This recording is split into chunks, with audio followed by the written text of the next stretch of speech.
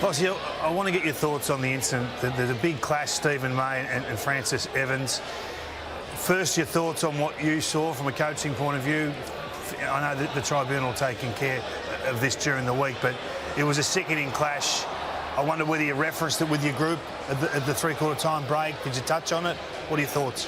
Only the commitment from Frankie to be able to hold his line of the ball. I mean, he's a big unit, May. So, look, my initial, I thought they both held their line, but obviously, clearly, the determining factor will be how much time maybe he had to get at the ball. And unfortunately, in the game we're playing, has got to be coached slightly different.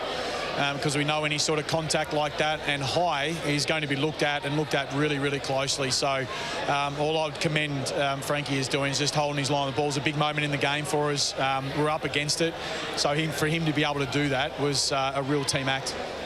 Vossi, these two sides, yourself and obviously Melbourne, are built up as contested ball sides, and tonight you go down by -21. Your pressure's low as well.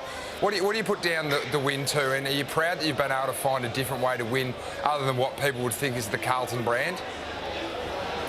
Well, we lost contest and we won transition, guys. You've got to be happy with that, don't you? So, with all the sorts of discussion. But, no, we've been working pretty hard on, obviously, different phases of our game. And I'll never step away from being good at the contested part of the game. That's going to be something that we want to continue to be known for.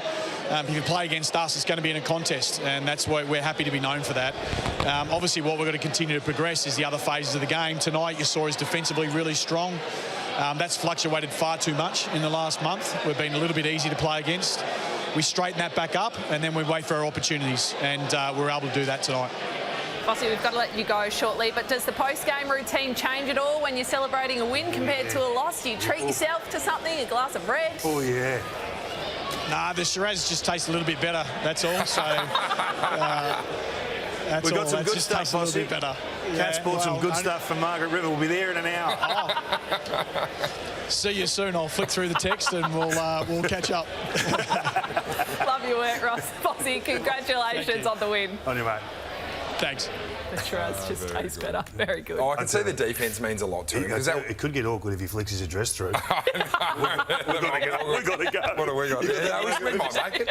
We might make it. But, yeah, where am I going to get Margaret River? I don't know. It's your fault. Your problem, mate. Yeah, the defence is the part that they, at the start of the year when they were sort of lingering around the 8 king and we were sort of lauding the fact that their defence was keeping them in games. They were keeping sides under 75 points most weeks, and they've done it again tonight. So found a bit of their DNA, found a little bit of a different way to win. It smacked at contested possession. So maybe this is the grassroots and of what could be the next few years for Carlton. There's only one way to fight yourself out of a hole in AFL footy, and that's win. Yep. Just win, baby, is the old saying. It's Al Davis. It goes back a long way. It's the only way for coaches to get the pressure off. Lose 4 in a row, they were coming from everywhere. So I'm rapt for Vossi that he's been able to get. I think a lot of people would be rapt for him tonight. You asked him about this Stephen May incident and Frankie Evans, and it is our athlete and market turning point. So this was huge at the time. It's going to be a huge talking point over the next few days as well.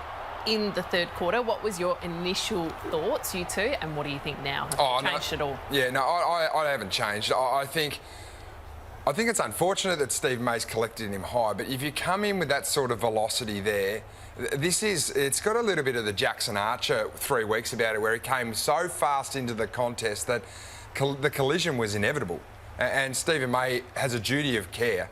The Francis Evans has the ball there, and you can see here the goal that comes from it. You know, Moore kicks the goal because Evans is off the ground with the blood rule. Is that, for me, this will go to the Tribunal, and it's how hard or how big a penalty they want to give Stephen May. So if they rank it severe, it could be anything from 4 to 5 weeks. My view is you've got to come at it from the victim's point of view. What are we asking Evans to do?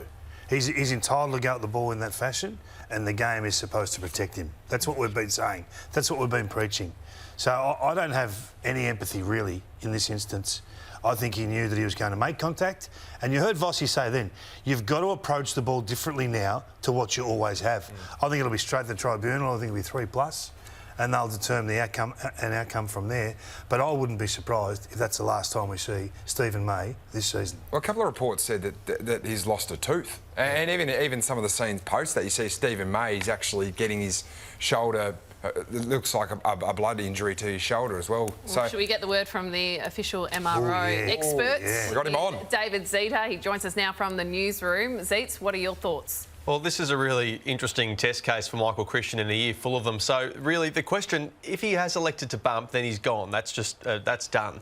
But even if he hasn't elected to bump, if he is contesting the ball, is it reasonable for him to have contested the ball in that way? So that's what the MRO is going to have to weigh up. It might be a sleepless night because this is certainly one that's divided opinion so far, at least not on this panel at least. But if he hasn't done that, he's missing at least 3 weeks and potentially more depending on what the AFL wants to try and push for at the tribunal. So they're not going to have Jake Lever for a bit. He can't function pain-free at the moment and they're not going to risk him given that finals are out of the equation. So St Kilda, West Coast and the Western Bulldogs, they're the next 3 matches that he potentially misses if the MRO finds this to be a reportable offence.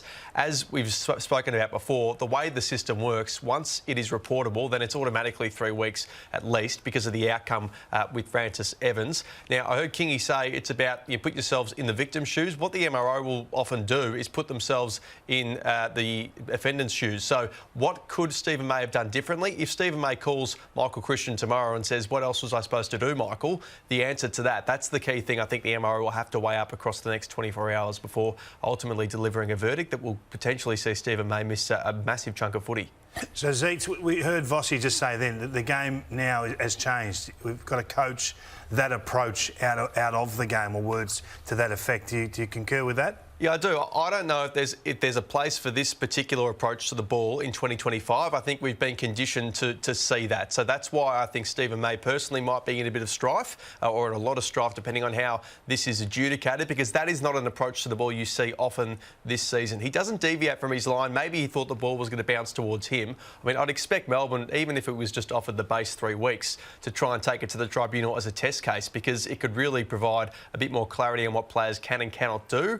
But I think what we've learnt this season and in seasons past is that particular way to approach a contest is not really something that is permitted in the rules or by the MRO this season. So that's one to watch out for tomorrow, absolutely. Your thoughts? No, look, I think he's in trouble. Yeah. I just think it's a contest that he's second to the ball. You then have to have a duty of care to think you've got to slow down. So the stride length doesn't change. He doesn't show any pattern to slow down. He gets him high with the shoulder to the face. It's a no-brainer for mine. It definitely goes to the tribunal. And look, you see the scenes post that. Like it's a pretty gruesome injury that Frankie Evans has got, concussion and obviously what looks like even a broken nose, the amount of blood that was coming out of that. This one to go to the tribunal and nothing would shock me here. Whether they go 3, 4 or 5, I think it's going to be on the higher scale of a suspension. It's going to be a massive talking point all week, won't it, until it is decided.